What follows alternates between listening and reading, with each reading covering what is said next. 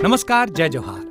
क्या आप भी गवर्नमेंट एग्जाम्स की तैयारी करना चाहते हैं? क्या आप भी मेमोरी टेक्निक्स और ट्रिक्स के जरिए बहुत ही कम समय में स्मार्ट स्टडी करना चाहते हैं? क्या आप चाहते हैं कि सीजी व्यापम टॉपर आपको पढ़ाए?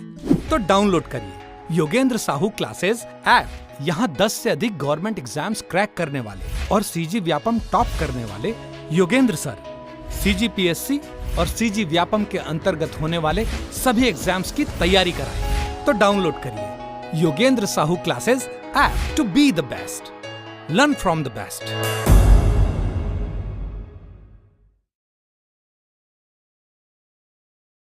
कोई भी सपना साकार करने के लिए सबसे जरूरी है सही कोच का होना। चुनिए Yogendra Sahu classes first rank को और करे अपने सीजी व्यापम CGPSC का सपना साकार। Download the app now. नमस्कार दोस्तों, स्वागत है आपका योगेंद्र साहू ऑनलाइन क्लासेस में। आज हम छत्तीसगढ़ की मिट्टियों के जो 5 प्रकार की विशेष मिट्टियाँ पाई जाती हैं उनके बारे में पढ़ेंगे। पिछले क्लास में हमने जितनी भी मिट्टियाँ हमारे छत्तीसगढ़ में विद्यमान हैं उनका कुछ ऊपर से देखा, कुछ पॉइंट। आज हम उसे डीप से अध्ययन करेंगे। तो आज चालू करते हैं हम छत्तीसगढ़ की मिट्टियों के प्रकार में। तो पहली प्रकार की जो मिट्टी है वो है आपकी लाल पीली मिट्टी। लाल पीली मिट्टी, इसका जो विस्तार है छत्तीसगढ़ के लगभग संपूर्ण भाग में है और ये सर्वाधिक मात्रा में छत्तीसगढ़ में विस्तृत है। ये 2 बात आप ध्यान में रखेंगे। लाल पीली मिट्टी। अब लाल पीली मिट्टी का स्थानीय नाम मैंने बताया था आपको, मटासी होता है। इसका मृदा वर्ग भी कल आपको हमने दिखाया था चार्ट में कि ये इंसेप्टिसॉल प्रकार की होती है। अब ये छत्तीसगढ़ के मध्य तथा उत्तरी भाग में विस्तृत है। मैंने कल आपको मैप में दिखाया था कि जो छत्तीसगढ़ का मैदानी क्षेत्र है और जो उत्तरी भाग है उस क्षेत्र में लाल पीली मिट्टी पाई जाती है। फिर महानदी और मान नदी घाटी क्षेत्र में उत्तम किस्म की मटासी मिट्टी पाई जाती है। उत्तम किस्म की मटासी या लाल पीली मिट्टी पाई जाती है महानदी और मान नदी घाटी क्षेत्र में। महानदी आपका मध्य क्षेत्र और मान नदी आप देखेंगे तो उत्तरी क्षेत्र, आपके जो सरगुजा का मेन पार्ट एरिया है वहाँ से इसका उद्गम होता है। तो उस क्षेत्र में भी आपके ये लाल पीली मिट्टी या मटासी मिट्टी पाई जाती है। फिर जो कोटरी, इंद्रावती, सबरी, महानदी, गोदावरी, इन सभी नदियों के मैदानी क्षेत्र में, उसके साथ ही दंडकारण्य के ऊंचे भागों में, महानदी और गोदावरी के मैदानों में जो मिट्टी पाई जाती है वो उपजाऊ प्रकार की मटासी मिट्टी होती है। इन सभी नदी के क्षेत्रों में और सर्वाधिक आप देखेंगे कोई भी क्षेत्र जो नदियों से जुड़ा हुआ है वहाँ की मिट्टी हमेशा उपजाऊ होगी क्योंकि उसमें जल की मात्रा अधिक होगी। तो यहाँ वही बताया गया यहाँ कि उन क्षेत्रों में जितनी भी नदी है उन क्षेत्रों में उपजाऊ मटासी मिट्टी प्राप्त होती है। अब इसका जो विस्तार है वो लगभग 50 से 55% छत्तीसगढ़ के कुल मिट्टी के 50 से 55% में है जो आपका लाल पीली मिट्टी है। वो यही लिखा गया यहाँ छत्तीसगढ़ के सर्वाधिक भाग में पाई जाने वाली मिट्टी है। अब इसका निर्माण कैसे होता है तो मैंने आपको बताया था कि हमारे छत्तीसगढ़ में सर्वाधिक स्थल समूह आर्कियन चट्टान का है जिसके अंदर ग्रेनाइट और शिस्ट आते हैं। तो जब वो है तो इनके ही अपरदन से इस मिट्टी का निर्माण होता है। तो जो आर्कियन चट्टान है और ग्रेनाइट शिस्ट है इनके ही अपरदन से इस मिट्टी का निर्माण होता है।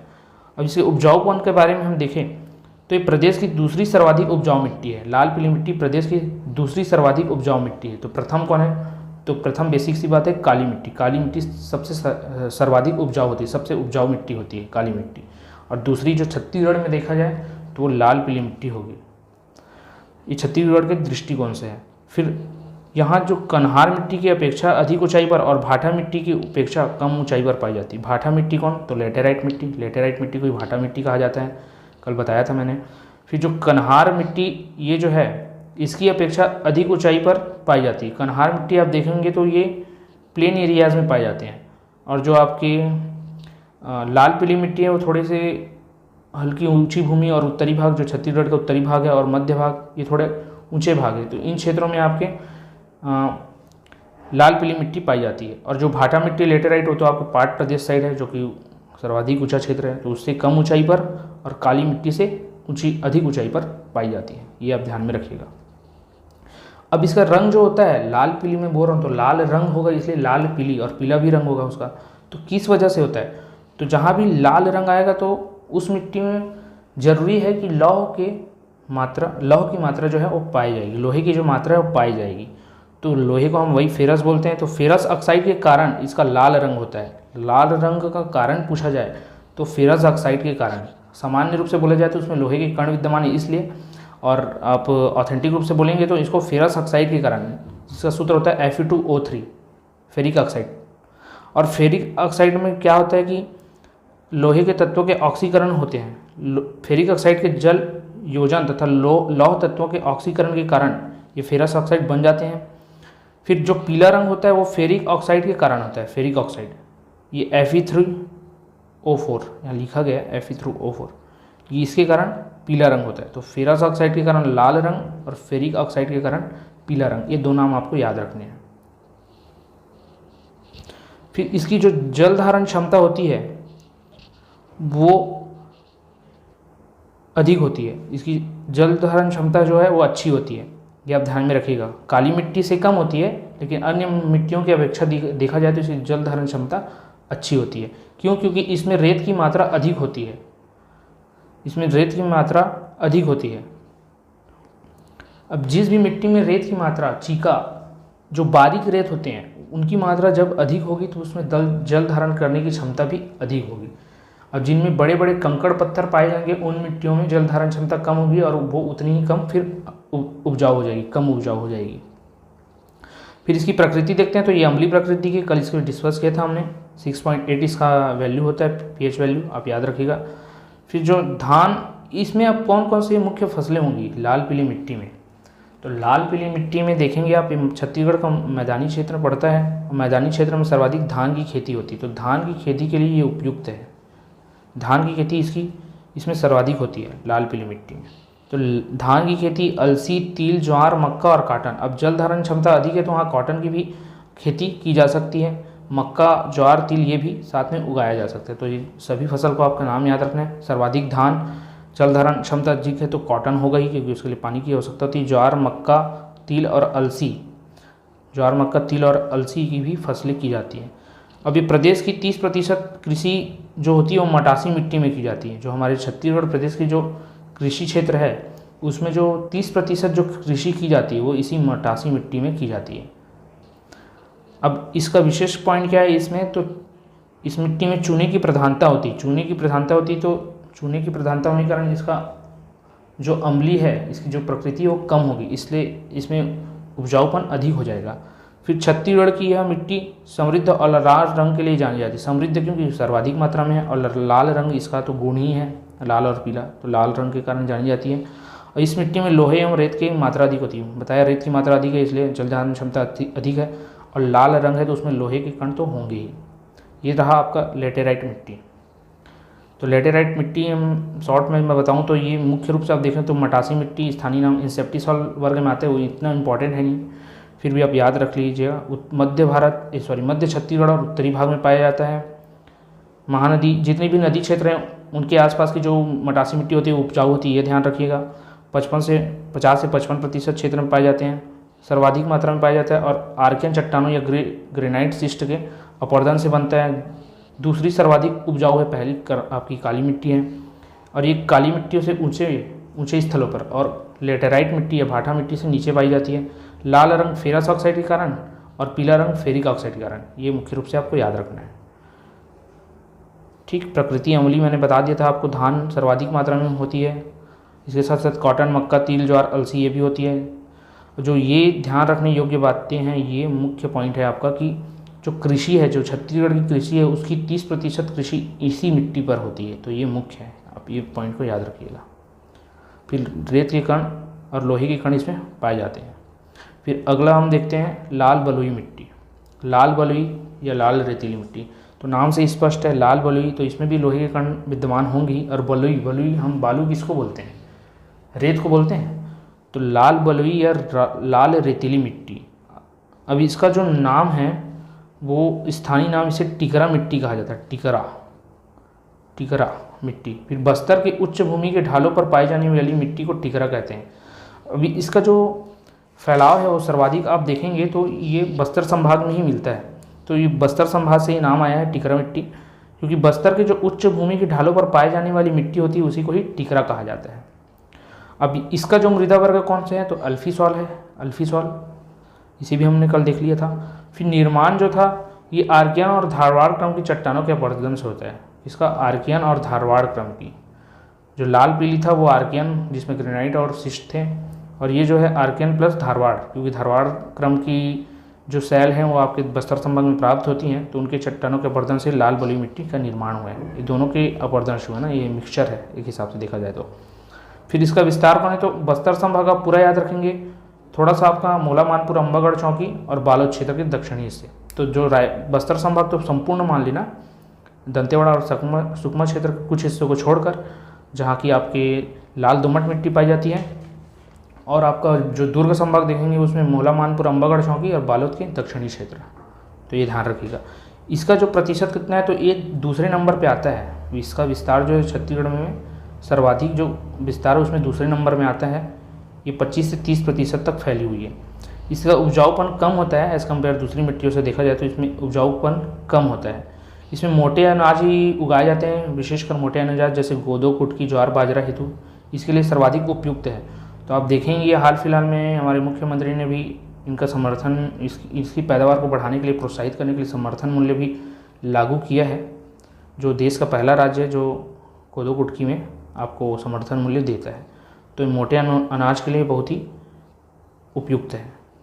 इसकी भी प्रकृति अम्लीय होती है, जिसमें भी लाल है प्रकृति अम्लीय।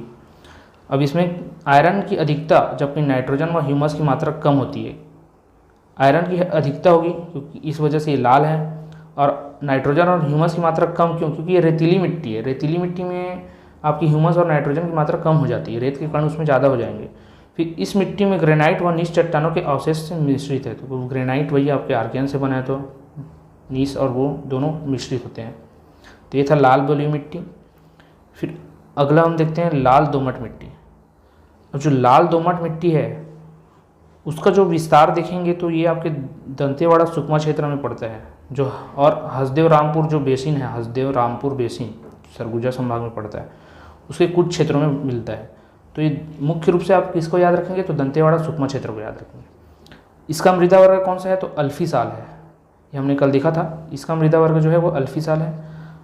अब ये किस सेल से या किस चट्टानों से मिलकर बना है, तो ये आर्कियन और ग्रेनाइट से मिलकर बना हुआ है।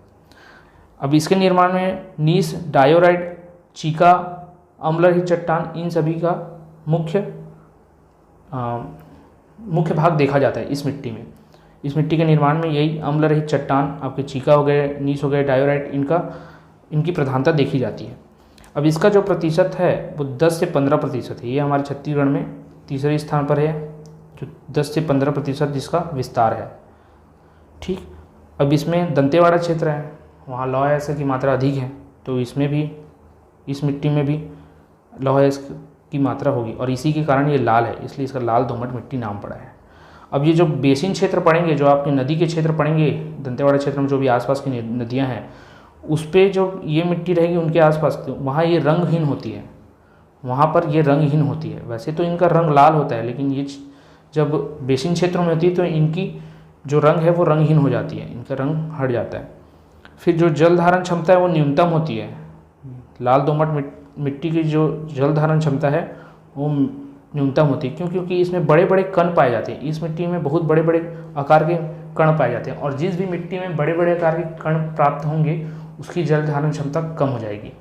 जैसे आपको एग्जाम्पल से समझाता हूँ, आप गेहूँ का आटा लीजिए और गेहूँ लीजिए। अगर हम गेहूँ को पानी में भिगा के रखें तो ये बहुत कम मात्रा में पानी को एब्जॉर्ब करेगा एज़ कम्पेयर आटा से। जब आटा में आप पानी डालते हैं शुरू में तो देखना वो धीरे धीरे पानी एब्जॉर्ब करते ही जाता है। तो जितनी छोटे छोटे कण होंगे उतनी ज़्यादा जल धारण क्षमता अधिक होगी, जैसे काली मिट्टी में होती है, और जितने ही बड़े बड़े कण होंगे उसकी जल धारण क्षमता कम होती जाएगी। तो ये जल धारण क्षमता इसकी न्यूनतम होती है, आप याद रखें। फिर अब ये जल धारण क्षमता कम है, इसमें जल सभी धरती के नीचे जाते ही जाते हैं। तो जब जल का अभाव होता है, जब गर्मी के दिन आते हैं, तो ये जो मिट्टी होती है बहुत ज़्यादा कठोर हो जाती है। ये विशेषकर ध्यान रखना। कभी पूछा भी गया पीएससी में कि कम आर्द्रता ग्राही होने के कारण ऐसी कौन सी मिट्टी है जिसमें मतलब नमी कम होने या पानी का अभाव होने के कारण, जल का अभाव होने के कारण वो ठोस हो जाती है, कठोर हो जाती है। तो आपकी लाल दोमट मिट्टी है। फिर आगे हम देखते हैं लैटेराइट मिट्टी। ये लैटेराइट मिट्टी है, इसको स्थानीय मुर्मी मिट्टी, भाटा मिट्टी या बंजर भूमि कहा जाता है। मुर्मी मिट्टी, भाटा मिट्टी, ये बंजर भूमि कहा जाता है लेटेराइट मिट्टी को। भाटा मिट्टी, अब इसमें जो मुर्मी मिट्टी और भाटा मिट्टी हम देखेंगे, मुर्मी क्षेत्र आपने देखा ही होगा, मुरुम जो होता है, उसी प्रकार ये लेटेराइट मिट्टी उसी को ही बोला जाता है। अब जो भाटा मिट्टी होता है ये ना अनउपजाऊ होता है। आपने कभी कभी सुना होगा गांव, अगर आप ग्रामीण क्षेत्र से होंगे, ग्रामीण अंचल से होंगे, तो भाटा है वहाँ कुछ भी नहीं होता। ऐसा कृषि क्षेत्र जहाँ कुछ भी नहीं होता है। परिया तो होता ही है, परिया क्षेत्र, उसके साथ साथ आपको भाटा भी बोला जाएगा जहाँ लाल मिट्टी पाई जाती है। तो भाटा मिट्टी वह अनउपजाऊ लेटेराइट मिट्टी कैटेगरी में आता है। फिर जो बंजर भूमि इसमें लिखा है, इसके अंदर का जो तीसरी कैटेगरी बंजर भूमि, उसमें जो मिट्टी के छोटे पत्थरों के साथ पाई जाती है। जिसमें भी पत्थर पाए जाएंगे तो फिर वो कृषि योग्य नहीं रह जाती है, तो ये आपको ध्यान में रखना है। अब इसका जो मृदा वर्ग है वो कौन सा है, तो अल्टीसॉल है। ये एक बार आप जो पिछले क्लास में मैंने बताया था वहाँ से भी याद कर सकते हैं, और पढ़ते चलेंगे तो अल्टीसॉल कौन सा है, वर्टीसॉल कौन सा है, एंटीसॉल कौन सा है, अल्फीसॉल कौन सा है, वो भी याद होगा। और पिछले क्लास में अगर आपने नहीं देखा होगा तो वो भी ज़रूर देखिएगा, जो आगे मैं और बता दूंगा। ये जो ऊपरी क्षेत्र है, मध्य क्षेत्र है, लैंड क्षेत्र है, और जो निचली, बहुत ही निचली क्षेत्र है, उनके मृदा वर्ग में के आधार पर कौन कौन से प्रकार हैं, तो ये वही सब है, अल्टीसॉल, वर्टीसॉल, एंटीसॉल। तो ये अल्टीसॉल के अंतर्गत आता है। अब ये कौन से सैलों से निर्मित हुआ है, तो बलुआ पत्थर से, डायोराइट से और एंटासाइट से। एंटासाइट, डायोराइट, बलुआ पत्थर, इनके द्वारा इस मिट्टी का निर्माण हुआ है। और ये मिट्टी पाट प्रदेश में सर्वाधिक पाई जाती है। पाट प्रदेश जो आपका जसपुर पाट प्रदेश है, वहाँ थोड़ी मात्रा में मैकल श्रेणी क्षेत्रों में पाई जाएगी, और थोड़े बहुत आपके बस्तर संभाग के क्षेत्र में भी पाए जाते हैं। तो हम देखेंगे कि इसका विस्तार दिया हुआ है। लाल भूरी मिट्टी है जो शिखरों पर पाई जाती है। तो शिखर सर्वाधिक ऊंचे ऊंचे क्षेत्र कहाँ है, आपके पाट प्रदेश में है, तो वहाँ पाई जाएगी। यहाँ लिखा भी गया है पाट प्रदेशों में, जो जैसे सरगुजा संभाग में और जगदलपुर के उच्च क्षेत्रों में। फिर ये धमतरी, जांजगीर चांपा, शक्ति, अंबिकापुर, कोरिया, रायगढ़, इन सभी के ऊंचे क्षेत्रों में। आपके हसदो नदी के बाईं ओर जयजयपुर ब्लॉक में विस्तृत है। तो मुख्य रूप से आप वही याद रखिएगा कि जसपुर क्षेत्र में इनका विस्तार सर्वाधिक है। मैंने आपको मैप में बताया भी था। फिर अब इनमें ये तो लेटेराइट जो मिट्टी है उनमें तो बड़े बड़े कंकड़ है, पत्थर हैं। तो इनमें किस प्रकार की खेती विशेषकर की जाती है, तो इसमें बागानी फसलें की जाती है। ये बागानी फसलों की सर्वाधिक उपयुक्त होती है। बागानी फसलों के लिए, बागानी फसल में क्या क्या आते हैं, तो आपके आलू, टमाटर, चाय, लीची, सेब, ये सब भी आ जाते हैं आपके बागानी। विशेषकर आप सब्जियां देखेंगे तो ये सब भी बागानी फसलें हैं। तो जो जसपुर वाला क्षेत्र है, आप उसको बागानी फसलों के लिए बहुत ही उन्हें विख्यात है। तो आपने सुना ही होगा, वहाँ आलू, टमाटर, वहाँ एक पहाड़ी भी है, लुड़िंग क्षेत्र है, पहाड़ी नहीं, लुड़िंग क्षेत्र है, पहाड़ी भी है, लेकिन लुड़िंग क्षेत्र जो है वो टमाटर की कृषि के लिए बहुत विख्यात है। तो बागानी फसलें वहाँ मुख्य रूप से होती है लेटेराइट मिट्टी, और उन्हीं क्षेत्र में, जसपुर क्षेत्र में लेटेराइट मिट्टी पाई जाती है। अब इसकी जो प्रकृति क्या है, तो मैंने जहाँ भी लाल आए तो बताया अम्लीय। आप ये बात ध्यान में रख लीजिएगा कि जिस भी मिट्टी में लाल शब्द है वहाँ उसकी जो प्रकृति होगी वो अम्लीय होगी। तो इसमें भी लेटेराइट लाल ये है, तो यहाँ भी इसकी भी अम्लीयता ज़्यादा होती है, और इसकी अम्लीयता सर्वाधिक होती है। इसी कारण ये किस्ती हेतु नहीं रह जाती है। सर्वाधिक अम्लीयता वाला है 5.2, इसका मान याद रख लीजिएगा आप, 5.2 सर्वाधिक अम्लीयता होती है। और इसका रंग लाल से भी गहरा हो जाता है, इसलिए कत्था रंग हो जाता है, कत्था, लाल या भूरा, इस प्रकार का। और ये किस प्रोसेस के थ्रू इसका निर्माण हुआ है, तो ये लीचिंग प्रोसेस के कारण हुआ है। लीचिंग प्रोसेस या लेटेराइजेशन विधि द्वारा इसका निर्माण होता है, लीचिंग या निच्छालन विधि द्वारा। फिर उपयोग, यह मिट्टी एल्यूमिनियम और लौह की अधिकता के कारण कठोर होती है, और इसी कठोरपन के कारण इस मिट्टी का उपयोग भवन और ईंट निर्माण में किया जाता है। तो लेटेराइट मिट्टी, लौह की अधिकता तो होगी क्योंकि लाल है, और उसके अलावा एल्यूमिनियम भी, क्योंकि जो आपका जसपुर सामरीपाट क्षेत्र है उस क्षेत्र में आप देखोगे तो वहाँ बॉक्साइट के बहुत ज़्यादा भंडार है, और उसी क्षेत्र में ये मिट्टी पाई जाती है। तो एल्यूमिनियम की उसमें अधिकता होगी, और इस कारण ये मिट्टी जो है कठोर हो जाती है। कठोरता के कारण इसका उपयोग भवन और ईंट निर्माण में किया जाता है। ये इंपॉर्टेंट पॉइंट है, आप ध्यान रखिएगा। तो कभी पूछ सकते हैं आपसे कि कौन सी मिट्टी का उपयोग भवन और ईंट निर्माण के लिए किया जाता है, तो आपके लेटेराइट मिट्टी का। अब इसमें दिया गया कि यह जो मिट्टी है वो कठोर एवं उथली होती है। इसमें छोटे छोटे कंकड़ पाए जाते हैं। इस मिट्टी में कंकड़ होने के कारण इसका रंग मटासी मिट्टी जैसा दिखता है। लेटेराइट या लोहे की मात्रा होने के कारण, यहाँ दिख नहीं रहा है, वहाँ लोहे है, मिट्टी में लोहे का कण या लोहे की मात्रा हो जाने पर इसका रंग लाल या मटासी मिट्टी जैसा दिखाई देता है। ठीक है, फिर इस मिट्टी में नीचे लौह युक्त चट्टानें पाई जाती है, इस मिट्टी के नीचे लौह युक्त चट्टानें पाई जाती हैं। तो ये लेटेराइट था। ये मुख्य है, आपको याद रखना है कि ये मुर्मी भाठा बंजर भूमि इसी का नाम है। भाठा मिट्टी बोले तो ये अनुपजाऊ लेटेराइट हो जाती है। इसमें मुख्य रूप से बागानी फसलें की जाती है। ये आपके पहाड़ प्रदेश में पाया जाएगा, ठीक है। मृदा वर्ग में अल्टीसॉल आता है ये। फिर इसकी अम्लता जो सर्वाधिक होती है, सर्वाधिक उच्च अम्लीय मिट्टी बोला जाए तो लेटेराइट है। इसमें एल्यूमिनियम और लोहे की मात्रा के कारण इस मिट्टी का उपयोग भवन और ईंट निर्माण में किया जाता है। फिर इस मिट्टी के नीचे में लौह युक्त चट्टानें पाई जाती हैं, ये विशेष है, आप ध्यान रखिएगा। रंग इसका कत्था, लाल से भी और ज़्यादा डार्क हो जाता है। और इसका जो निर्माण है वेरी वेरी इंपॉर्टेंट, निच्छालन या लीचिंग प्रोसेस द्वारा होता है। लेटेराइजेशन प्रक्रिया निच्छालन विधि द्वारा होता है। तो आज हमने 4 प्रकार की मिट्टी के बारे में देखा। लेटेराइट, लाल दोमट, आपकी लाल बलुई और लाल पीली मिट्टी। ये चारों मिट्टी हमारे छत्तीसगढ़ के लिए बहुत ही इंपॉर्टेंट है। आगे की मिट्टी हम जो बची हुई है उसे नेक्स्ट क्लास में देखेंगे। अभी के लिए इतना ही, धन्यवाद।